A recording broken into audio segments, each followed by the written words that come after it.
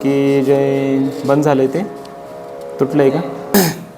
नम श्री शंकरानंद गुरुपादांबुजन्मने सविलास महामोह ग्राहग्रासैक कर्मणे तत्पादांबुरुहद्वन्द्व सेवा निर्मलचेतसां सुखबोधाय तत्त्वस्य विवेकोऽयं विधीयते.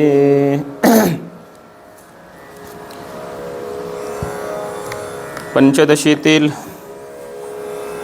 चित्रदीप हे प्रकरण आपण सुरू केलेलं आहे.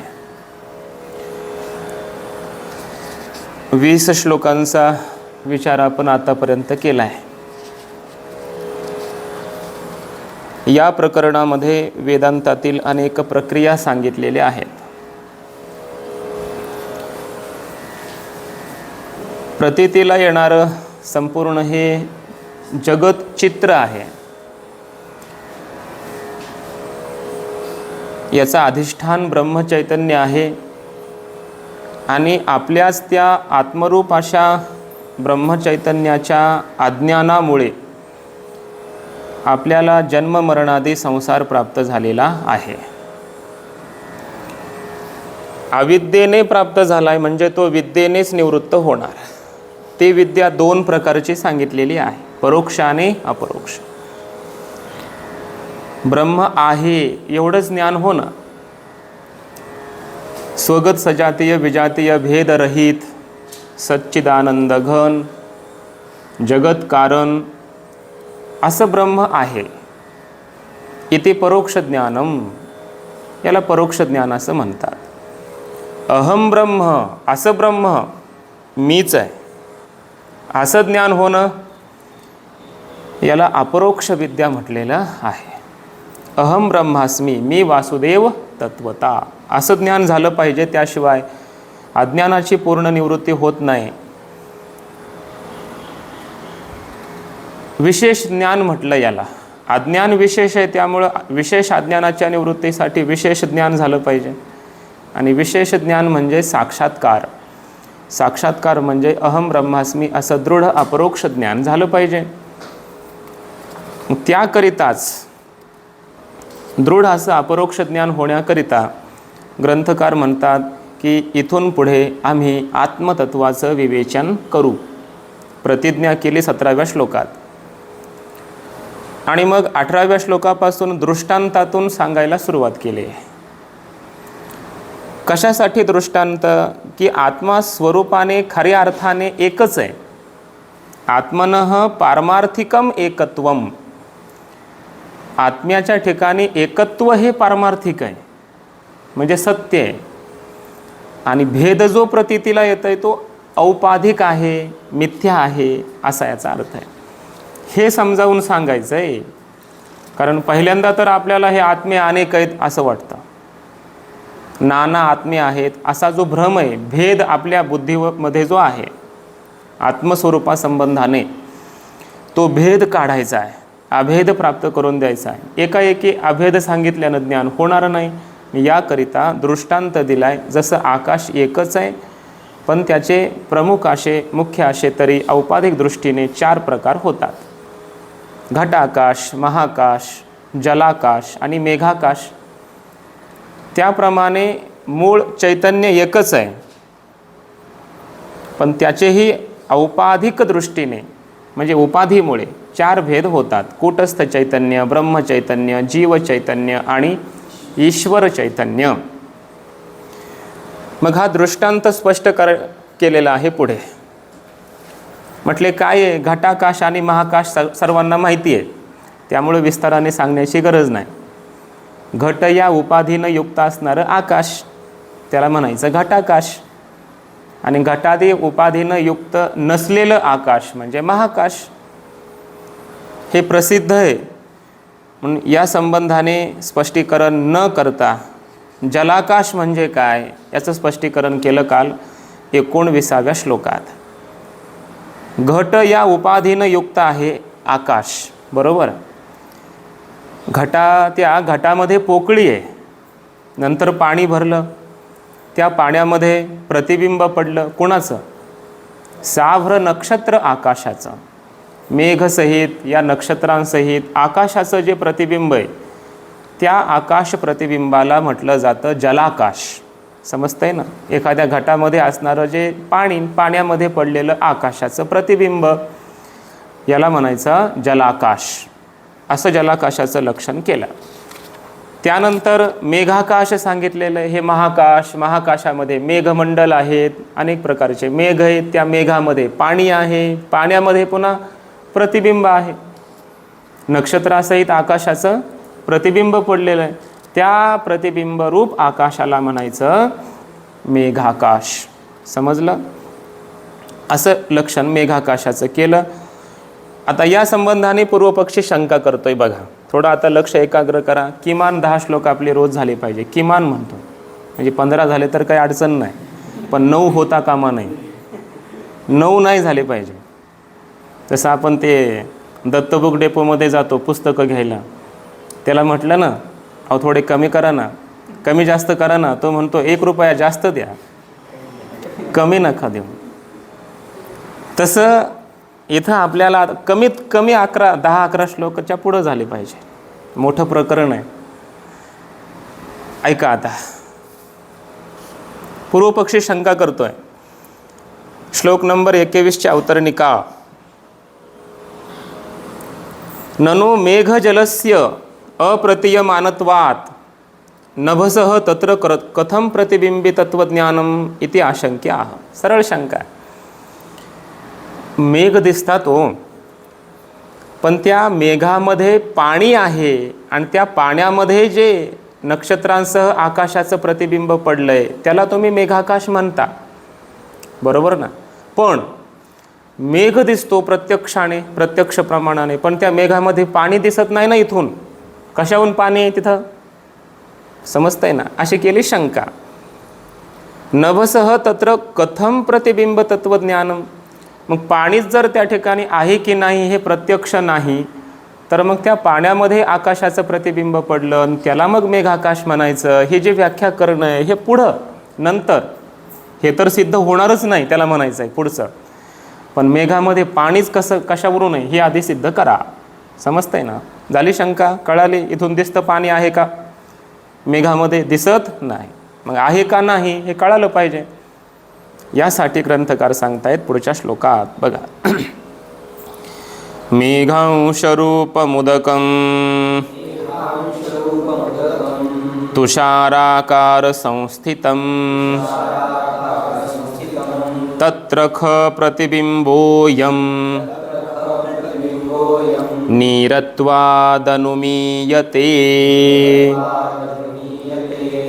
मेघांशरूपमुदकं तुषाराकार संस्थितं तत्र ख प्रतिबिंबोऽयं नीरत्वादनुमीयते. मेघांश रूपम उदकम तुषाराकार संस्थितम तत्र ख प्रतिबिंबोयम नीरत्वाद अनुमीयते. तुषाराकार संस्थितम मेघांश रूपम उदकम तत्र अयम ख प्रतिबिंबः नीरत्वाद अनुमीयते. तुषाराकार संस्थितम सूक्ष्म अशा प्रकारच्या थेंबांच्या रूपाने असलेलं मेघांश रूपम उदकम मेघाचाच एक अंश रूप असलेलं पाणी. तत्र अयम ख प्रतिबिंबः त्या पाण्यामध्ये आकाशाचं जे प्रतिबिंब नीरत्वात अनुमीयते तिथं पाणी असल्यामुळे त्या प्रतिबिंबाचं अनुमान केल्या जातं. असा श्लोकाचा सरळ अर्थ आहे. काय अर्थ झाला? तुषार म्हणजे बारीक बारीक पाण्याचे कण म्हणा, सूक्ष्म बारीक बारीक थेंब असतात. या रूपाने मेघाचा अंश रूपी पाणी मेघात आहे. मेघाचाच एक अंश आहे. कोण? तुषार रूपानं असलेलं ते त्या मेघातलं पाणी. आणि त्या पाण्यामध्ये आकाशाच्या प्रतिबिंबाला म्हटलं जातं मेघाकाश. कशावरून? हे सगळं अनुमीयते. समजतंय ना? इथे अनुमीयते, अनुमानाने हे ज्ञान आपल्याला होतं. अशी अनुमिती केली जाते. म्हणजे प्रत्यक्ष प्रमाणाने हे सगळं ज्ञान होत नाही, कळत नाही. इथं प्रत्यक्ष प्रमाणाची प्रवृत्ती नाही. पण कार्यावरून कारणाचं अनुमान ज्याला म्हणतात, बरोबर ना?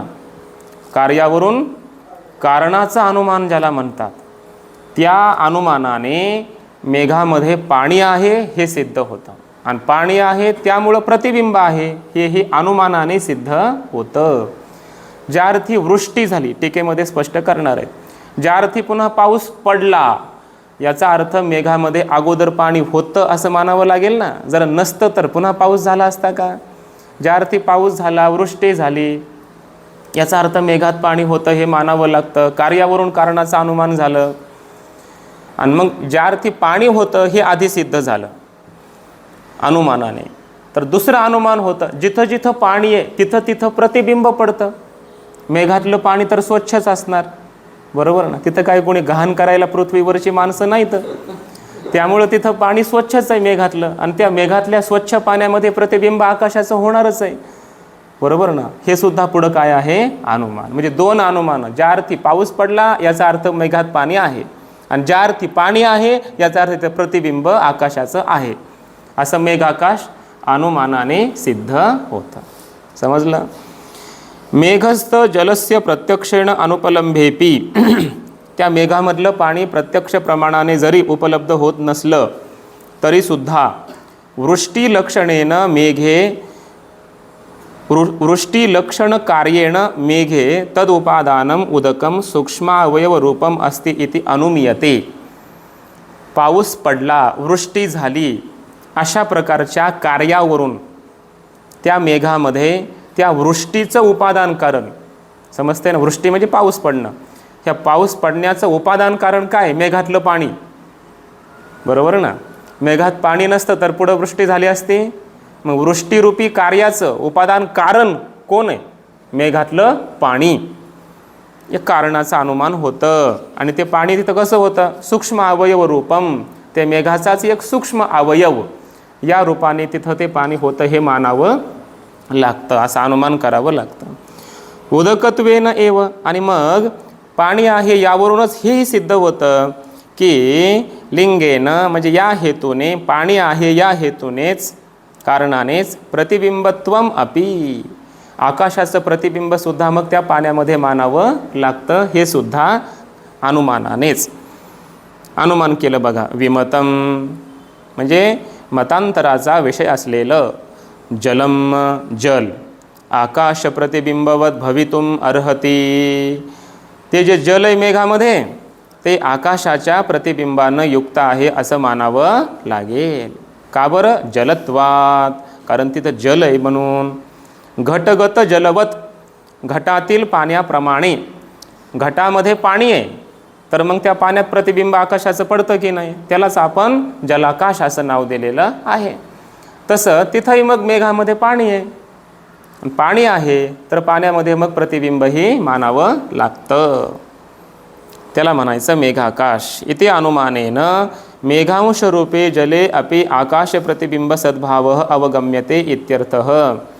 मेघाचा अंशरूप असणारं जे जल आहे, त्या मेघातलं जे पाणी आहे त्या पाण्यामध्ये सुद्धा आकाशाचं प्रतिबिंब आहे असं मानावं लागतं, आणि त्या आकाशाच्या प्रतिबिंबालाच म्हटलं जातं मेघाकाश.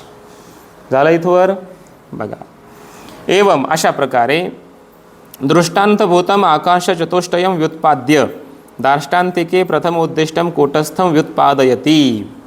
अशा प्रकारे दृष्टांत स्वरूप असलेलं 4 प्रकारचं आकाश प्रतिपादन करून, त्याचं स्पष्टीकरण करून झाल्यानंतर आता सिद्धांतामध्ये पहिल्यांदा ज्याचं वर्णन केलं, कथन केलं, असा जो कूटस्थ आहे त्या कूटस्थाचं प्रतिपादन करतायत.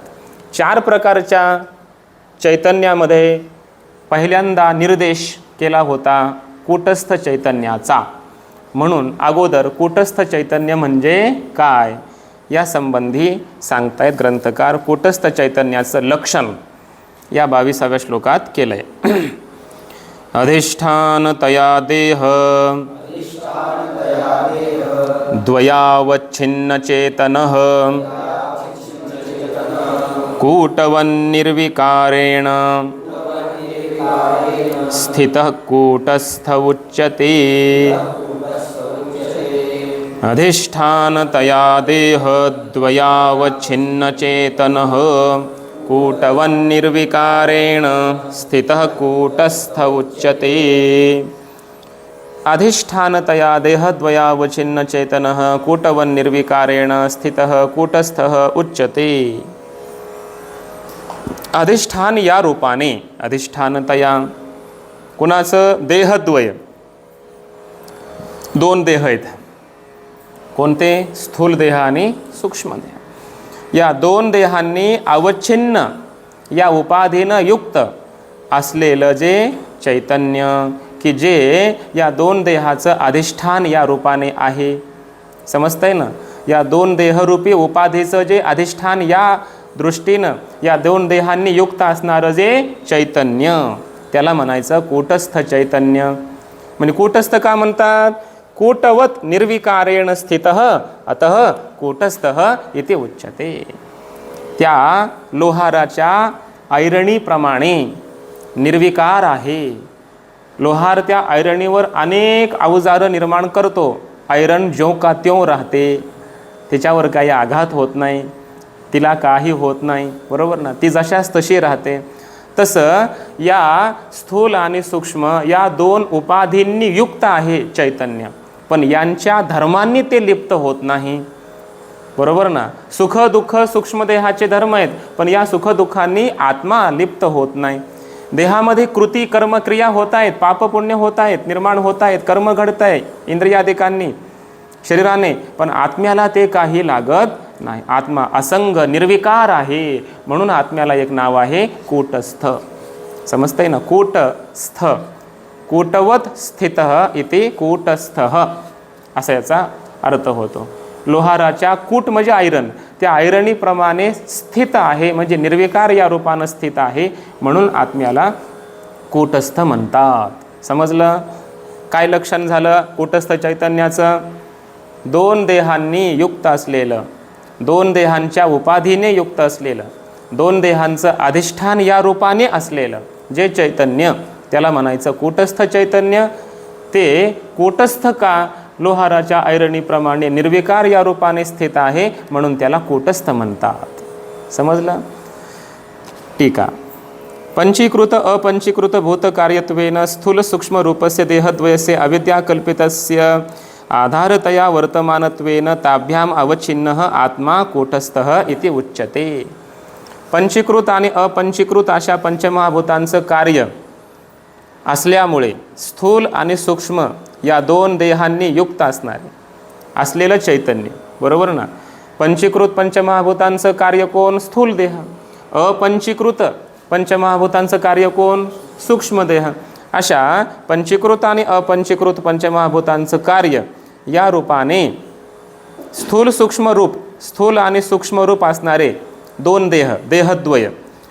अजून ते कसे आहेत? अविद्या कल्पितस्य, अविद्येने कल्पित आहेत ते. अविद्येमुळे ते जन्माला आलेले आहेत, अज्ञानामुळे त्यांना हे जन्म प्राप्त झाले आहेत, बरोबर ना? अविद्या कल्पितस्य. आणि अशा दोन देहांचा आधारतया, आधार या रूपाने वर्तमान विद्यमान असलेला, या दोन देहांनी, दोन देहांच्या उपाधीने अवच्छिन्न युक्त असलेला, पण निर्विकार असलेला, असंग असलेला असा आत्मा म्हणजे कूटस्थ. समजतंय? ते आपलं मूळ स्वरूप आहे.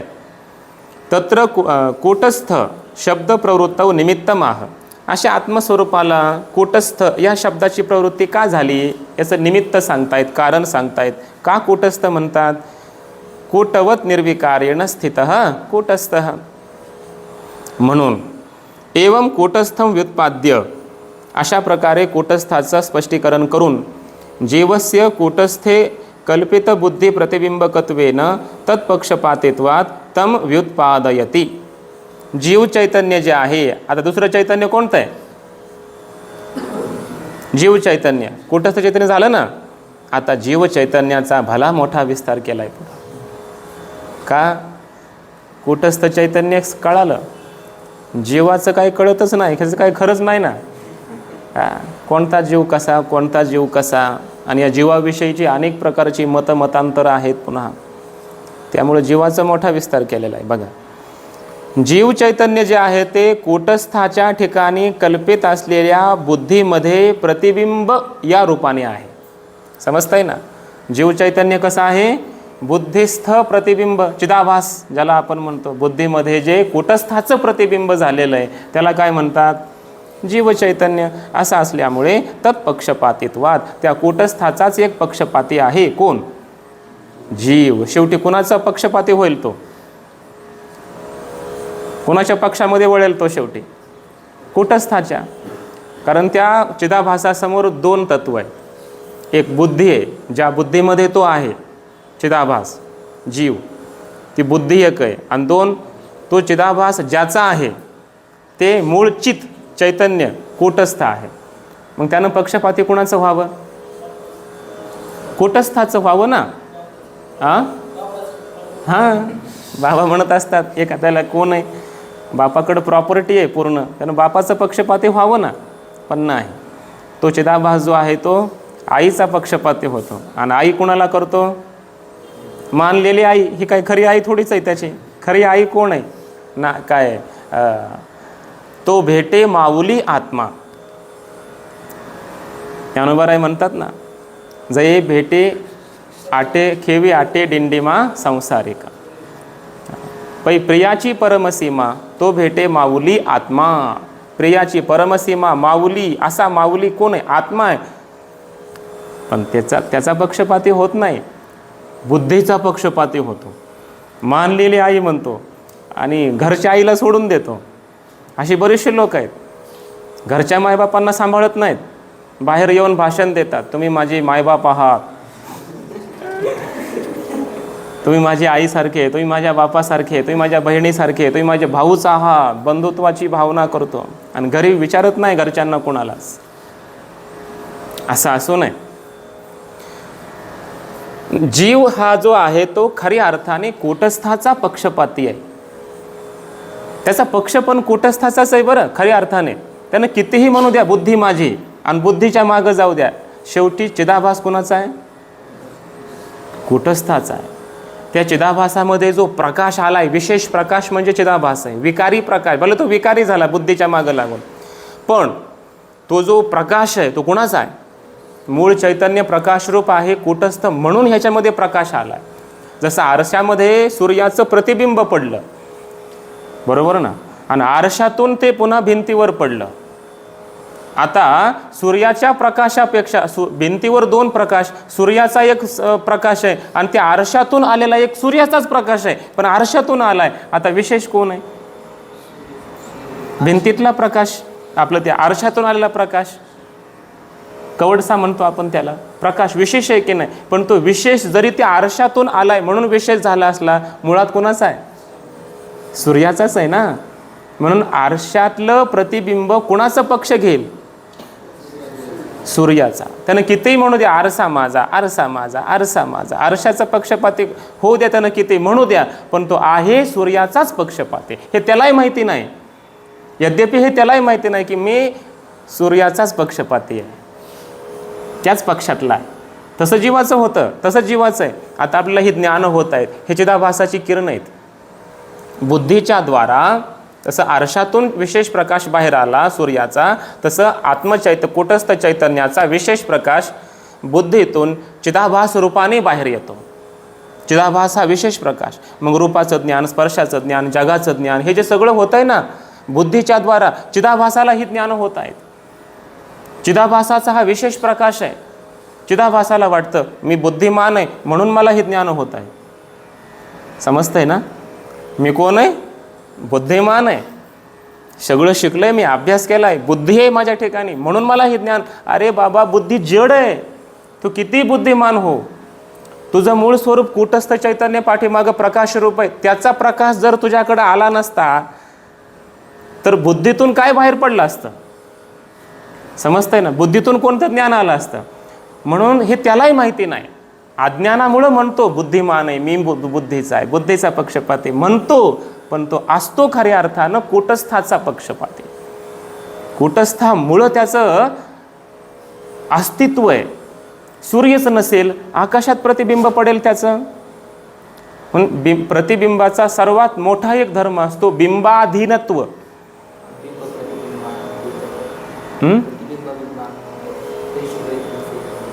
काय काय नीट सांगा ना. बिंब प्रतिबिंब हां, बिंब प्रतिबिंबा द्योतक, प्रतिबिंब बिंबा अनुमापक माऊली म्हणतात. बिंबामुळे प्रतिबिंबाचं अस्तित्व आहे. प्रतिबिंबामध्ये प्रकाश कुणामुळं आलाय? बिंबामुळं आलाय, मूळ बिंबामुळं. हां, बिंबाचं अनुमान प्रतिबिंबामुळं झालं. प्रतिबिंब हे बिंबाचं अनुमापक आहे, पण प्रतिबिंबाचं प्रकाशक कोण आहे? मूळ बिंब आहे. म्हणून चिदाभासानं खऱ्या अर्थाने कूटस्थाचा पक्षपाती व्हावं, कारण तो आहेच आहे. त्यानं किती नाही म्हणू द्या, कूटस्थाचा पक्षपाती आहेच आहे. तो त्याच पक्षातला आहे. त्यालाही माहीत आहे हिंदुत्ववादी कोणता पक्ष आहे आणि समाजाला कोणत्या पक्षाची गरज आहे हे त्यालाही माहिती आहे, पण तो बोलणार नाही, सांगणार नाही. तो आपला माझा हा पक्ष आहे म्हणून त्याचाच तो हे करणार, पुरस्कार करणार, भले तो कसाही असो काही असो. स्वार्थासाठी म्हणा, आसक्तीपोटी म्हणा, आपली घरं भरण्यासाठी म्हणा, त्याला त्याचा फायदा होतो म्हणून म्हणतोय, व्यावहारिक फायदा होतोय म्हणून म्हणा. पण त्यालाही माहिती असतं की खरं कोण आहे, चांगलं कोण आहे, त्याला मनात माहिती असतं. तसं चिदाभासाला कूटस्थाचाच आहे हे माहिती आहे, पण तो बुद्धीचा, कारण तो आसक्त झाला आहे संसारात. चिदाभासांना बऱ्याच माहिती नाही का खरं काय, आत्मा काय, अनात्मा काय, माहिती नाही. बाकीच्यांचं जाऊ दे, आपल्याला माहिती नाही. आपल्याला माहिती नाही आत्मा काय, कूटस्थ काय, मी कोण, काय, रोज ऐकतोय. पण आमची धाव आत्मस्वरूपाकडे आहे का संसाराकडे? आपण बुद्धीच्या मागं लागून बुद्धीच्या द्वारा संसारात जातोय का त्या बुद्धीला घेऊन आत्मस्वरूपाकडे जातोय? हा जर आपण अंतर्मुखतेनं विचार केला तर आपण सुद्धा कूटस्थाचे पक्षपाती असूनही आणि हे ज्ञान असूनही, कळूनही, माहिती असूनही आपण बुद्धीच्या मागं जातो. म्हणून ग्रंथकारांना हे सांगावं लागतं. सर्वात महत्त्वाचा शब्द आहे हा, अंतर्मुख करणारा शब्द आहे हा, तत्पक्षपातित्वात. हा चिदाभास कूटस्थाचा पक्षपाती आहे. म्हणून तम व्युत्पादयती या जीवचैतन्याचं स्पष्टीकरण ग्रंथकार करत आहेत. बघा श्लोक नंबर 23. कूटस्थे कल्पिता बुद्धिस तत्र चित् प्रतिबिंबकः प्राणानां धारणात् जीवः संसारेण स युज्यते. कूटस्थे कल्पिता बुद्धिस् तत्र चित् प्रतिबिंबकः प्राणानां धारणात् जीवः संसारेण स युज्यते. कूटस्थे कल्पिता बुद्धी ही, कूटस्थाच्या ठिकाणी बुद्धी कल्पित आहे. तत्र चित् प्रतिबिंबकः, त्या बुद्धीमध्ये चैतन्याचं एक प्रतिबिंब आहे. प्राणानाम धारणात जीव, त्याला जीव म्हणतात कारण प्राणांचं तो धारण करतो म्हणून. जीव प्राण धारणे असा धातू आहे. जीव हा धातू आहे, जीवती जीव धातू आहे, त्याचा अर्थ आहे प्राण धारण करणं. प्राण गेले आपण काय म्हणतो, जीव गेला. प्राण आहे तोपर्यंत जीव आहे. प्राणांचं धारण कोण करतोय? जीव, जीव चैतन्य चिदाभास. तो गेला की प्राण मागं राहत नाही, त्याच्या मागं प्राण निघून जातात. प्राणांचं धारण करतोय म्हणून हे सगळं जीव जगत जिवंत आहे, बरोबर. प्राणांचं धारण करतो म्हणून त्याला जीव असं म्हटलेलं आहे. संसारेण सहयुज्यते, आणि तोच जन्म मरणादी संसाराने युक्त आहे. कोण? जीव, असा याचा अर्थ आहे. तस्य जीव शब्दाभिधेयत्वे निमित्तमाह, कूटस्थाचं जे त्या बुद्धीमध्ये पडलेलं प्रतिबिंब त्याला जीव चैतन्य म्हणतात. पण जीव का म्हणायचं? जीव या शब्दाची प्रवृत्ती का झाली त्याचं कारण सांगतायत. प्राणानाम धारणात कूटस्थ अतिरिक्त जीव कल्पनम अप्रयोजकम इति आशंक्य अविकारिणः कूटस्थस्य संसार असंभवात निर्वाहार्थम सह अंगीकर्तव्यः इति आह. पूर्वपक्षी एक शंका करतोय. काय?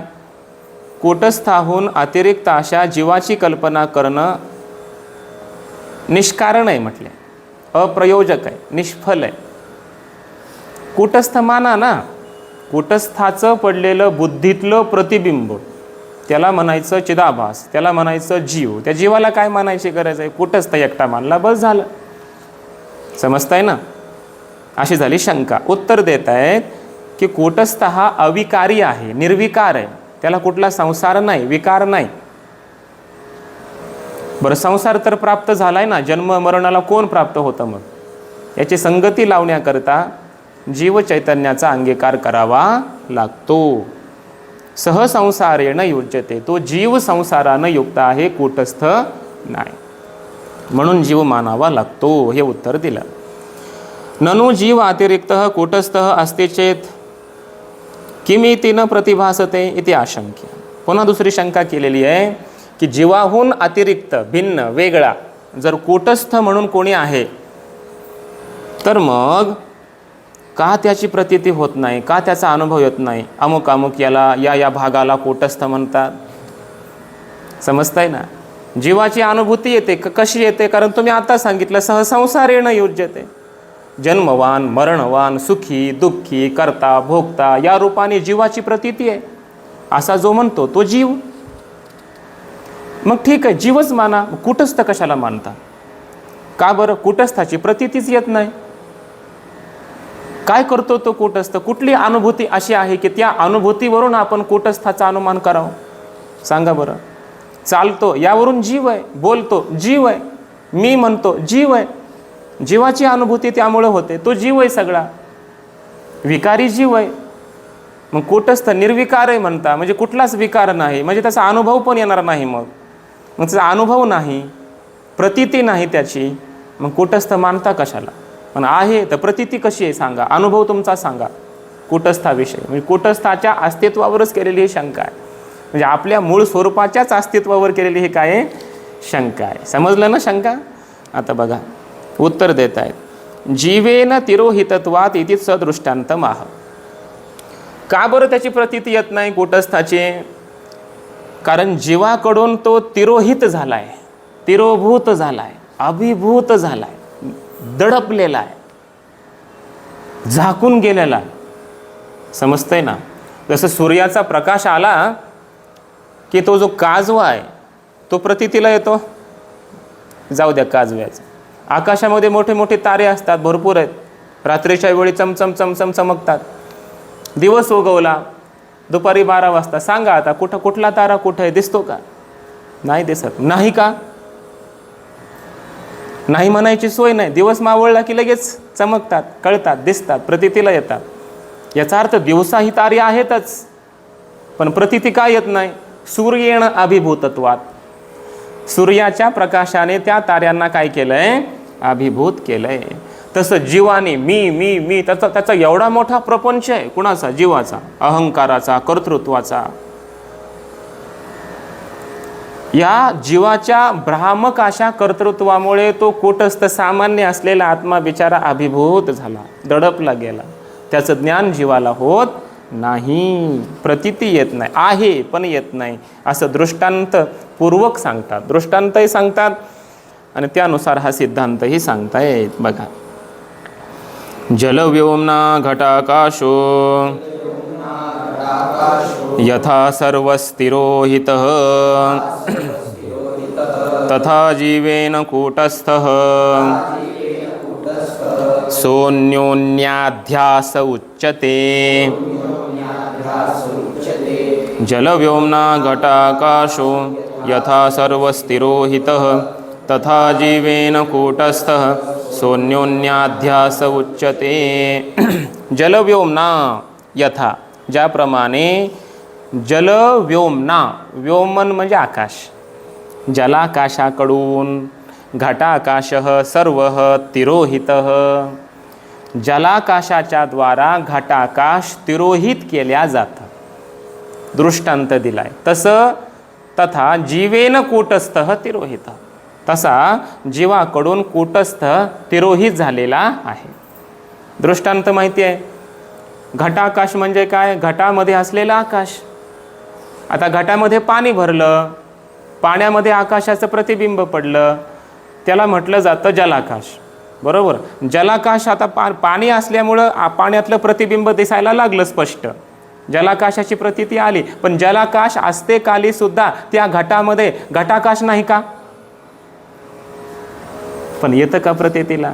हां, पाणी काढलं तर किमान मग अनुमान करता येईल पाणी निघालंय, आता काय आहे, पोकळी आहे म्हणजे त्या घटामध्ये आकाश आहे, मग कळेल. पण पाणी असते खाली, पाण्यामध्ये आकाशाचं प्रतिबिंब पडलंय, त्याला जलाकाश म्हणतात.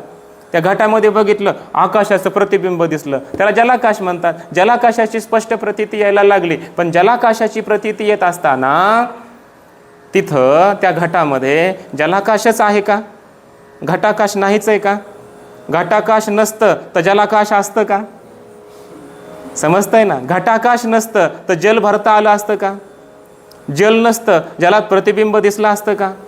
जलाकाश म्हणता आलं असतं का? जलाकाशः असा प्रयोग करण्यासाठी अगोदर घटाकाश मानावं लागतं. समजतंय ना? मग घटाकाश आहे की नाही? आहे. प्रतीतीला येतं का? कोण येतं प्रती विशेष रूपाने? जलाकाश. जलाकाश प्रतीतीला येतं, घटाकाश येत नाही. तसं जलाकाशाच्या स्थानी जीव चैतन्य आहे आणि घटाकाशाच्या स्थानी कूटस्थ चैतन्य आहे. समजतंय ना? जलाकाशाने घटाकाश तिरोभूत करावं, तसं जीव चैतन्याने कूटस्थ चैतन्य तिरोभूत केलेलं आहे. जीवाचीच प्रतीती यायला लागली. मी चालतो, मी बोलतो, मी हे ऐकतो, मी जातो, मी येतो, मी हे करतो, मी हे करतो, मी मी मी म्हणणारा कोण आहे? बघा, खरं बोल. तिलाही सांगायचंय, मी हम भी है यहाँ पर. मीने काय केलंय? दडपून टाकलंय सगळ्यांना. अहो, या मीने आपल्या जवळची माणसं दिसली नाहीत. समजतंय ना? औरंगजेबानं स्वतःच्या बापाला मारलं, स्वतःच्या सख्या भावाला मारलं. का मारलं? माझं अस्तित्व राहिलं पाहिजे, मी राजा झालो पाहिजे, मी मोठा झालो पाहिजे. ह्या मीच्या पुढं कोणीच दिसत नाही. सगळे झाकून अभिभूत होतात, तिरोहित होतात. फार भयंकर आहे हा. कोण? मी. पुढं सांगणार आहेत या जीवालाच मी म्हणतात. हा जे मी मी मी चाललंय ना, हा खरा जीव आहे, अहंकार. ह्या मी मी मीने काय केलंय? कूटस्थाला दडपून टाकलंय, तिरोभूत केलंय. म्हणून त्याची प्रतीती येत नाही. प्रतीती यायची असेल तर थोडा विचार करावा लागतो, शांत बसावं लागेल. मी करतोय, फिरतोय, बोलतोय, सगळं चाललंय, पण हे कशामुळं चाललंय? माझ्या मी या व्यवहाराचं कारण काय? माझ्या कर्तृत्वाचा प्रेरक कोण? माझ्या इंद्रियांचा प्रेरक कोण? माझं अधिष्ठान काय? मूळ स्वरूप काय? याचा विचार करावा लागेल. मग कळेल कूटस्थ काय.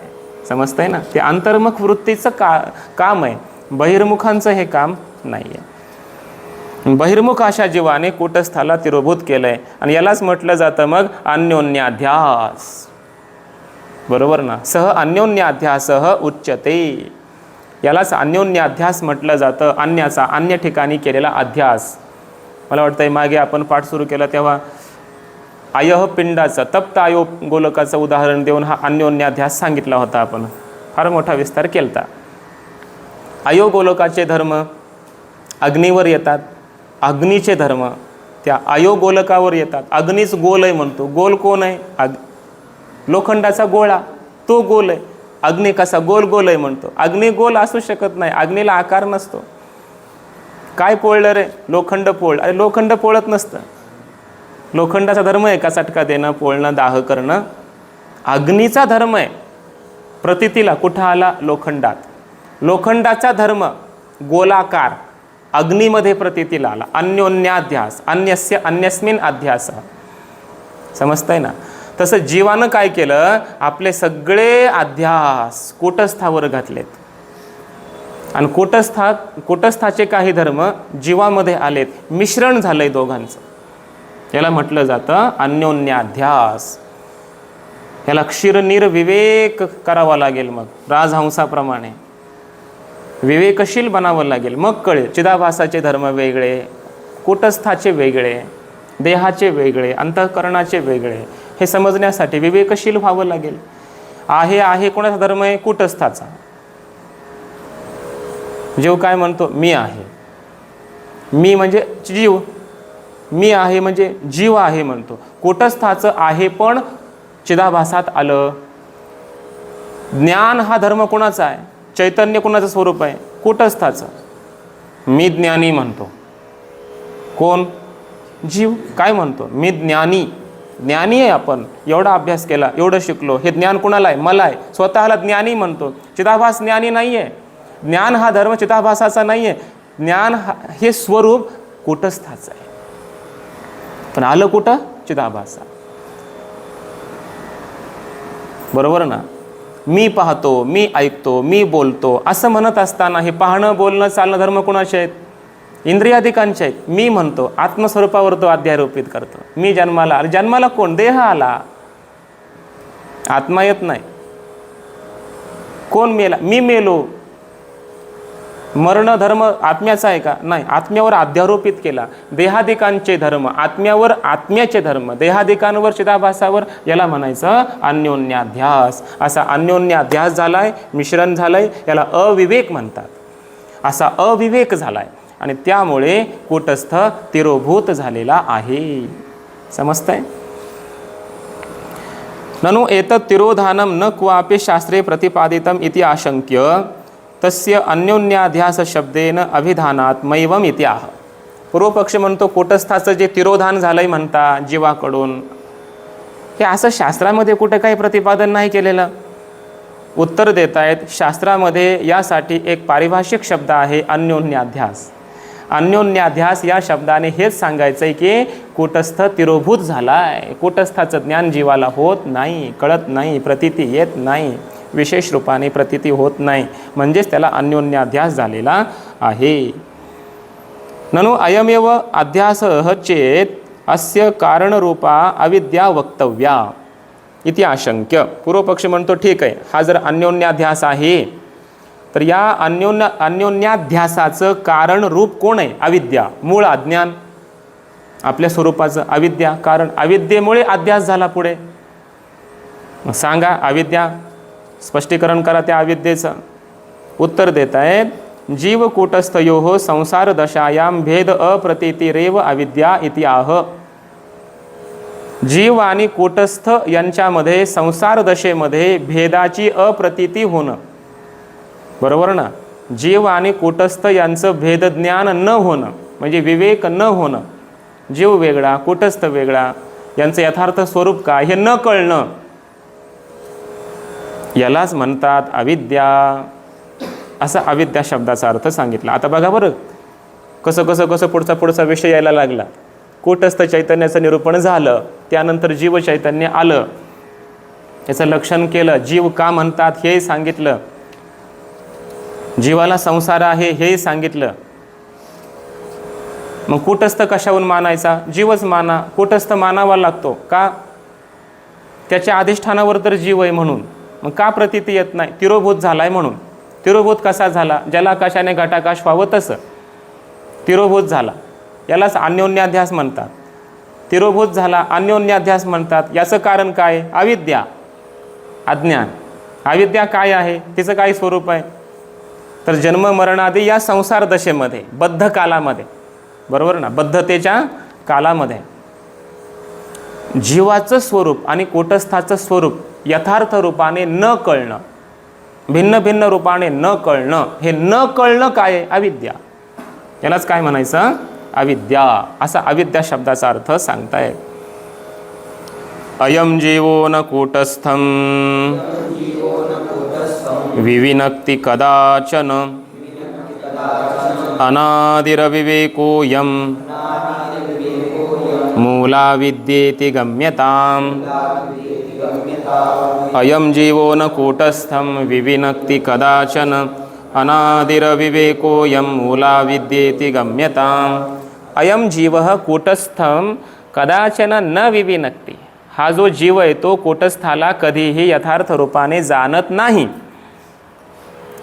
अयम अनादिही अविवेकः मूला विद्या इति गम्यताम्. असा जो अनादि कालापासून या जीवांना अविवेक आहे त्यालाच मूल अविद्या असं म्हणावं. अनादि कालापासून माहीत नाही आम्हाला कूटस्थ कोण आहे, कसा आहे, कशाबरोबर खातात, बरोबर ना, सगळं जग माहिती आहे आपल्याला, पण कूटस्थ म्हणजे काय माहितीच नाही. कधी कानावरच पडला नाही हा शब्द. कूटस्थ, कूटस्थ याला काय म्हणतात, नेमका कोण आहे, त्याचं स्वरूप काय, काहीच माहिती नाही. हे माहिती नसणं म्हणजेच मूल अविद्या. कूटस्थ म्हणजे मी, बरोबर ना. खऱ्या अर्थाने कूटस्थ हे कोणच स्वरूप आहे माझं, आणि मी कोण हे माहिती नाही, मी कोण हे न कळणं, इथे नाम अविद्या. यालाच काय म्हणायचं, मूल अविद्या, असा याचा अर्थ आहे. पूर्वोक्तस्य जीवस्य अविद्या कल्पितत्वस्य स्पष्टीकरणाय अविद्याम विभजते. आता विचारसागरातल्या वगैरे सगळ्या प्रक्रिया यायला लागल्या बघा पुढं. असा जो जीव आहे आत्ता सांगितलेला मागे, तो अविद्येच्या द्वारा कल्पित आहे असं स्पष्टीकरण करण्याकरिता अविद्येचा विभाग करत आहे. हा जीव कुणामुळे आहे, अविद्येमुळं, बरोबर ना. अविद्या आहे म्हणून जीव आहे. अविद्या गेली, विद्या आली, आता कोणी जीव म्हणतं का? आता ज्ञानी झाला, मुक्त झाला, बरोबर ना. आता जीव नाही राहिला. जीव कशामुळं, कुठपर्यंत, अविद्येमुळं, आणि अविद्या असेपर्यंत, बरोबर ना. म्हणून अविद्या कळाली पाहिजे, तिच्यामुळं आपण जीव आहेत. जिच्यामुळं आपण जीव स्वरूपाला प्राप्त झालो आहे ती आधी कळाली पाहिजे ना. याला मुले कुठार म्हणतात. मूल अविद्येमुळं जर आहे तर मुळावर कुऱ्हाड घालू, आपण घाव घालू, तिची निवृत्ती करायची. मग निवृत्ती करण्यासाठी अविद्या कळाली पाहिजे. आम्हाला अगोदर अविद्याच कळत नाही. अविद्या म्हणजे न कळणं, आणि न कळणं हेच आम्हाला कळत नाही, बरोबर ना. म्हणजेच मला काही कळत नाही हेही आपल्याला कळत नाही, म्हणून आपल्याला काहीच कळत नाही, बरोबर ना. न कळणं हे तरी कळालं पाहिजे, मान्य केलं पाहिजे. मला काही कळत नाही हे ज्याला कळालं ना त्यालाच काहीतरी कळतं, नाहीतर मग त्याला कळण्याची शक्यताच नाही. न कळणे हे कळण्याची पहिली पायरी आहे, समजलं. न कळणं हे कळण्याची काय पहिली पायरी आहे. म्हणून अविद्या कळाली पाहिजे. मला आत्मा कळत नाही ही अविद्या, मग मला कळत नाही हे कळालं पाहिजे. म्हणून अविद्येचा विभाग करतायत बघा. विक्षेपावृत्ती रूपाभ्याम द्विधा विद्या व्यवस्थिता न भाति नास्ति कूटस्थ इत्यापादनमावृत्तिः. विक्षेपावृत्ति रूपाभ्याम द्विधा विद्या व्यवस्थिता न भाति नास्ति कूटस्थ इत्यापादनमावृत्तिः. विक्षेप आवृत्ती रूपाभ्याम, विक्षेप आणि आवरण, आवृत्ती म्हणजे आवरण. विक्षेप आणि आवरण या रूपाने दोन प्रकारची अविद्या आहे. आपल्या ठिकाणी ती व्यवस्थित आहे. कोण? अविद्या. कोणत्या रूपाने? विक्षेप आणि आवरण. विचारसागरात ऐकल्यासारखं वाटतंय का असं काही?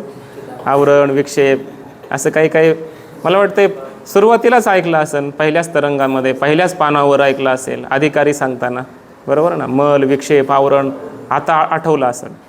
मल, विक्षेप, आवरण तीन दोष आहेत की नाही, हे घालवले पाहिजे. विक्षेप आणि आवरण या रूपाने अविद्याचे आपल्या ठिकाणी अंतःकरणामध्ये काय आहे? अविद्या. सांगा हे काय आहे? विक्षेपण आवरण काय सांगा ना. म्हणजे आवरण सांगतो अगोदर. न भाती न अस्ति कूटस्थः इति आपादनम आवृत्ती. आवृत्ती म्हणजे आवरण, याला आवरण म्हणावं. कशाला? कूटस्थः न भाती, कूटस्थाचं मला ज्ञान नाही. न अस्ति त्यामुळं कूटस्थ नाहीच आहे. इति आपादनम अशा प्रकारचं संपादन, अशा प्रकारचं वाटणं असा अर्थ घ्या. अशा प्रकारचं अंतःकरणात ज्ञान होणं, वाटणं याला म्हणायचं आवरण. हे दोन प्रकारचं आवरण आहे, असत्वापादक आणि अभानापादक. अभानापादक न भाती, कूटस्थ न भाती. कूटस्थ म्हणजे काय? मला कळत नाही. न असते त्यामुळं नाही, इथे असत्वापादक. असं दोन प्रकारचं आवरण आहे असा याचा अर्थ. विक्षेप हेतुत्वेन अभ्यर्हितत्वाद आवृत्तीम प्रथमम लक्षयति. विक्षेपाचं सुद्धा कारण आहे, हेतू आहे. कोण? आवरण. म्हणून अभ्यर्हित म्हणजे अंगीकृत असा अर्थ घ्यायचा.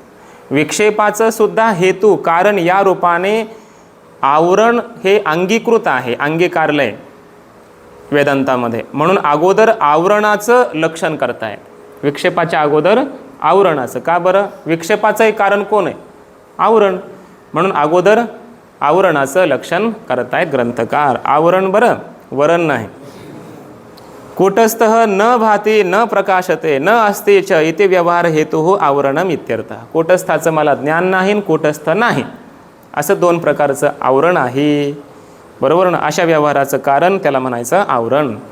ननु अविद्यायाः तत्कृत आवरणस्य च सद्भावे किं प्रमाणम इति आशंक्य लोकानुभव एव इत्याह. अविद्येविषयी आणि अविद्येने केलेल्या या दोन प्रकारच्या आवरणाच्या विषयी म्हणजे अस्तित्वाविषयी काय प्रमाण आहे सांगा. प्रमाणाने बोला, नंतर बाकीचं. लक्षण प्रमाणाभ्याम ही अशी अविद्या आहे, अविद्याकृत आवरण आहे आणि आवरणकृत विक्षेप आहे. हे सगळं तुम्ही सांगताय. प्रमाण काय? किम प्रमाणम. प्रमाण द्या पहिलं.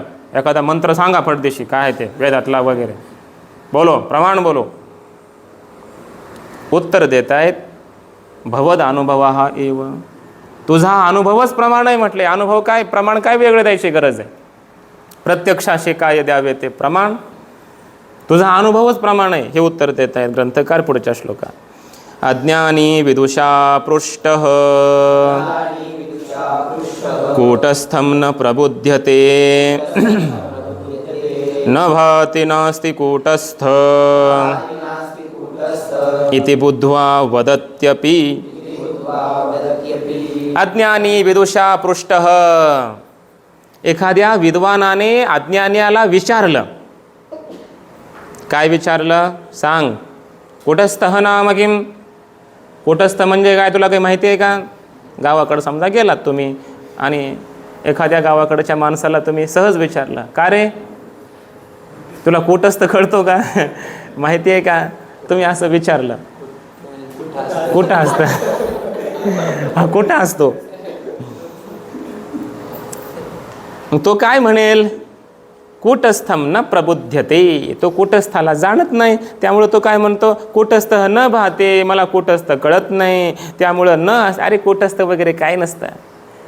काय शिकला साळंदला जाऊन, हे कूटस्थ आजपर्यंत कधी कानावर शब्द पडला नाही. हा हे तो शिकून आलाच, जे नाही तेच. तुझ्यापेक्षा आम्ही बरे मग असं म्हणतो कोण, गावाकडचा एखादा अज्ञानी पुरुष. काय म्हणेल, कूटस्थ न भाती न अस्ति इति बुद्ध्वा वदती अपि. असं जाणतो पुन्हा बोलतो सुद्धा. कूटस्थ नाही म्हणतो, कळतही नाही म्हणतो. हे दोन प्रकारचं आवरण नाही का. हा त्याचा काय आहे, अज्ञानी पुरुषाचा अनुभव आहे. अनुभवच आहे या आवरणाविषयी. प्रमाण काय, अविद्येविषयी. कूटस्थ मला कळत नाही असं म्हणतो, हे काय अविद्या. कूटस्थाचं ज्ञान नाही म्हणतो, आभानापादक आवरण. आणि कूटस्थ नाही म्हणतो, हे असत्वापादक आवरण. अविद्या दोन प्रकारचं आवरण. याविषयी प्रमाण काय, अज्ञानी पुरुषाचा अनुभव. टीका. विदुषा कूटस्थम किम जानासि इति पृष्टः अज्ञानी तम न जानामि इति अज्ञानम अनुभूय वक्ति. विद्वानाने एखाद्याला विचारलं, अज्ञानी पुरुषाला, काय कूटस्थम किम जानासि, तू कूटस्थाला वगैरे काही जाणतोस का असं विचारलं. तो अज्ञानी पुरुष म्हणतो, तम न जानामी, त्याला मी जाणत नाही. इति अज्ञानम अनुभूय वक्ति. अशा अज्ञानाचा अनुभव घेऊन बोलतो. अज्ञानाचा अनुभव म्हणजे हा अविद्या, अविद्येचा अनुभव. अयम अविद्या अनुभव, हा अविद्येचा अनुभव. न केवलम अज्ञान अनुभवम एव वक्ति. केवळ अज्ञानाचाच अनुभव तो सांगतो असं नाही. अपितु तर मग न अस्ति न भाति कूटस्थ इति कूटस्थ अभानेच अनुभूय वदती. कूटस्थ नाही म्हणतो, कूटस्थाचं मला ज्ञान नाही म्हणतो. अशा प्रकारे कूटस्थाचा अभाव आणि कूटस्थाचं अभान म्हणजे आवरण, या दोन्हीचा अनुभव घेऊन तो बोलतो. अयम आवरण अनुभव, हा आवरणाचा अनुभव आहे. अतः म्हणून उभयत्र अनुभव प्रमाणम इति भाव.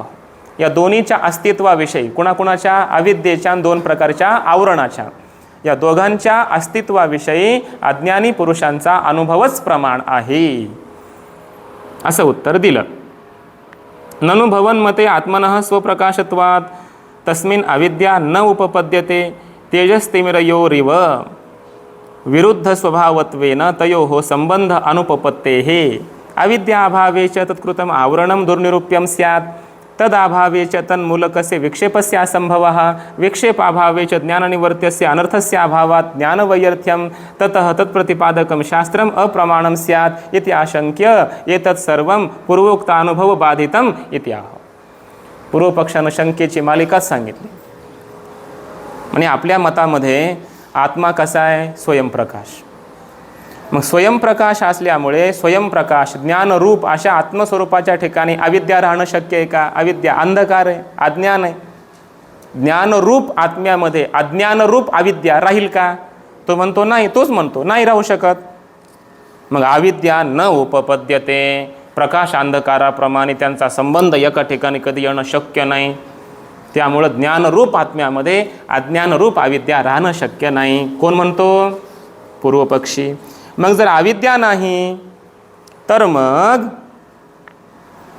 तत्कृतम आवरणम दुर्निरूप्यम स्यात्. अविद्येमुळं निर्माण झालेलं अविद्याकृत दोन प्रकारचं आवरण असत्वापादक आभानापादक हे सिद्ध होणार नाही. कारण अविद्याच नाही, त्यामुळे अविद्याकृत आवरण मानता येत नाही.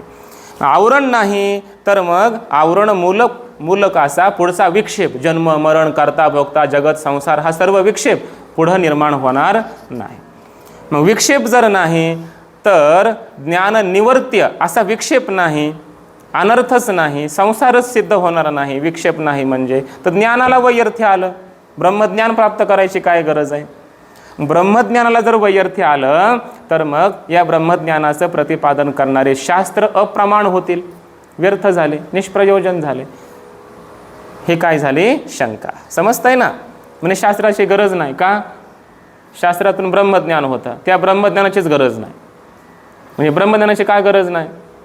कारण ज्ञानाने काय होतं? संसाराची निवृत्ती होते. तो संसारच नाही. संसार का नाही? विक्षेप नाही. विक्षेप का नाही? आवरण नाही. आवरण का नाही? त्याचं कारण अविद्या नाही. अविद्या का नाही? कारण आत्मस्वरूपात अविद्या राहणं शक्य नाही. समजतंय ना? म्हणजे सगळंच तुमचं कोलमडून भिंतच कोलमडते पूर्ण. अशी शंका केली कोणी? पूर्वपक्षाने. हे सगळं जरी तो एवढा बोलला, प्रवचन सांगितलं आणि त्याचं हे सगळं बोलणं आपल्याला खरं वाटतं की नाही? हे पटतं, लवकर कळतं, मान्य होतं, खरंच आहे, खरंच आहे. हे लवकर कळतं. सिद्धांत लवकर नसतो कळत, पूर्वपक्षी लवकर कळतो. उत्तर काय दिलंय? हे तुझं जे सगळं म्हणणं आहे ना, हे तुझ्याच अनुभवानं बाधित आहे. ह्या सगळ्या प्रश्नांची उत्तरं तुझा अनुभव देतो. तुझ्या अनुभवाला विचार अविद्या आहे की नाही, तुझ्या अनुभवाला विचार आवरण आहे की नाही, तुझ्या अनुभवाला विचार संसार विक्षेप होतोय की नाही, होतोय. मग ज्ञानाची गरज आहे की नाही, मग शास्त्राची गरज आहे की नाही, आलं की नाही? म्हणजे तुझ्या अनुभवानं सिद्ध होत आहे. उगं तर्क करू नको, तार्किक प्रश्न करू नको. तुझ्या अनुभवानं बोल. वेदांत हा अनुभूतीला प्राधान्य देतो, तर्काला नाही. समजतंय ना? हे सगळे प्रश्नजाल तर्कातून उत्पन्न होतात, उत्तर दिलंय अनुभवातून. बरोबर? बघा. स्वप्रकाशे कुतो विद्या ताम विना कथमावृत्तिः इत्यादि तर्कजालानि स्वानुभूतिर्ग्रसत्यसौ. स्वप्रकाशे अविद्या कुतः? स्वयंप्रकाश आत्मस्वरूपाच्या ठिकाणी अविद्या कुठून आली? पहिला प्रश्न. ताम विना आवृत्ती कथम? अविद्या नसेल तर मग आवरण कसं होईल? आवरण नसेल तर विक्षेप कसा? विक्षेप नसेल तर मग ज्ञानाची गरज काय? ज्ञानाची गरज नाही तर शास्त्राची आवश्यकता काय? इत्यादी तर्कजालानी, अशा प्रकारचे तर्काचे समूह जे तुझ्याकडं आहेत, तर्काची जाळं, हे सगळं असं स्वानुभूती ही ग्रसती, तुझीच अनुभूती या सगळ्या तर्कांचा ग्रास करते, तुझ्या सगळ्या प्रश्नांना उत्तरं देते असा अर्थ. कोण देते? तुझी अनुभूतीच देते, असं उत्तर दिलंय. टीकाकार म्हणतात, नहि दृष्टे अनुपपन्नम नाम इति न्यायात इति भाव. दृष्टे अनुपपन्नम नहि नाम. एखाद्या वस्तूचा प्रत्यक्ष अनुभव आल्यानंतर तिची अनुपलब्धी म्हणता येत नाही, म्हणजे तिचा निषेध करता येत नाही. प्रत्यक्ष मलाच अनुभव आहे, दृष्टांत सांगण्याची गरज नाही, तुम्हाला माहिती आहे ना. तो म्हणतो मलाच झाली. अरे कसं होणं शक्य आहे बाबा? 3 दिवस उपवास केलाय ते श्राद्ध तर्पण करताना आपण, त्यामुळे कसं होईल? कसं? असं शक्यच नाही. तो म्हणतो समजा झाली तर काय प्रायश्चित्त आहे का त्याला, काय करावं मग, झाली तर काय करावं. अरे होणंच शक्य नाही, 3 दिवस उपवास केलाय आपण, कशी होईल. तो म्हणतो मलाच झाली. दृष्टांत माहिती आहे ना. मग मलाच झाली हा अनुभव सिद्ध करतो झाली का नाही. कशी होईल हा तर्क, पण मलाच झाली हा अनुभव. तर्काचा काय उपयोग आहे. अनुभव महत्त्वाचा आहे. म्हणजे अनुभवाचा आपलाप करता येत नाही, या न्यायाने उत्तर दिलेलं आहे. ननु अनुभवस्य उक्त तर्क विरोधेन आभासत्वात् न तेन तत्वनिश्चयः इति आशंक्य अनुभव प्रामाण्य अनभ्युपगमे केवलं तर्कस्य निश्चायकत्वस्य स्वेन एव अभ्युपगतत्वात् न तार्किकस्य तत्वनिश्चयः क्वापि स्यादिति आह.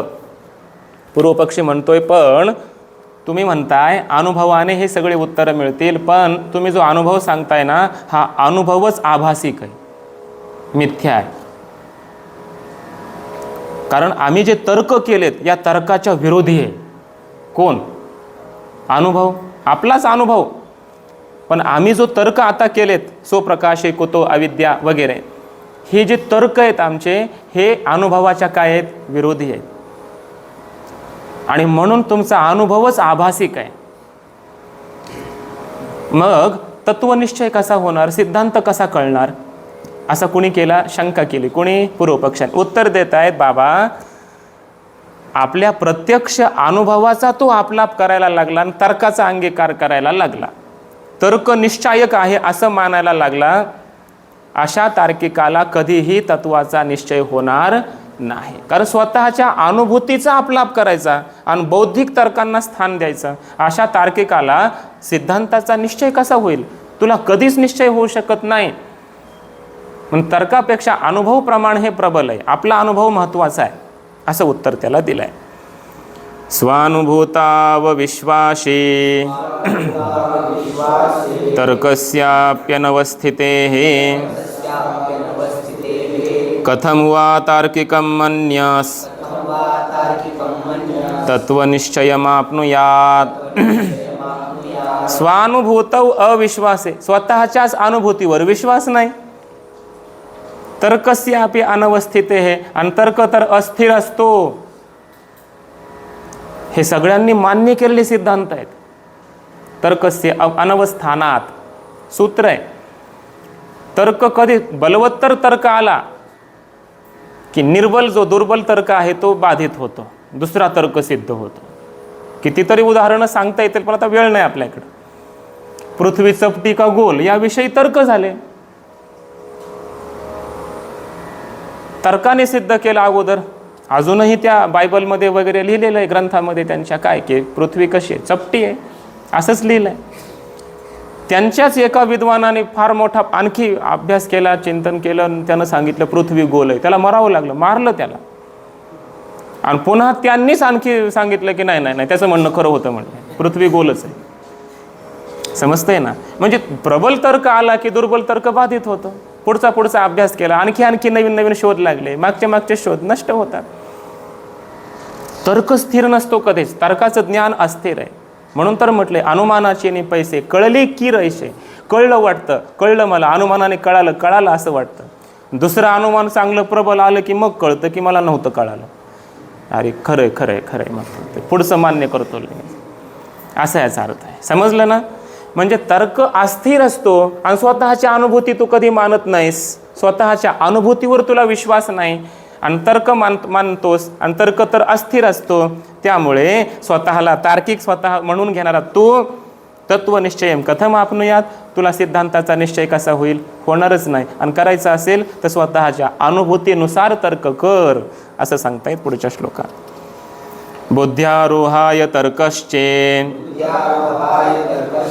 दपेक्षेत तथा सती स्वानुभूत्यानुसारेण तर्क्यतां मा कुतर्क्यतां. बघा, बुद्ध्यारोहाय तर्क चेद अपेक्षेत, बुद्धीवर आपला अनुभव किंवा सिद्धांत आरूढ होण्याकरिता तर्काची अपेक्षा आहे असं जर म्हणशील तर मग स्वानुभूत्यानुसारेण तर्क्यताम, आपल्या अनुभूतीनुसार तर्क कर, मा कुतर्क्यताम, कुतर्क करू नको. शास्त्र विरोधी तर्क म्हणजे कुतर्क, आपल्याच अनुभवाच्या विरुद्ध तर्क म्हणजे कुतर्क, असे कुतर्क नको करू. शास्त्रानुकूल आणि आपल्या अनुभूतीनुसार तर्क कर, तर तुला सिद्धांत कळेल, निश्चय होईल. नाहीतर असाच तू मग तर्कामध्ये डुबून जाशील, तुला संशयच कायम राहून जाईल, निश्चय होणार नाही.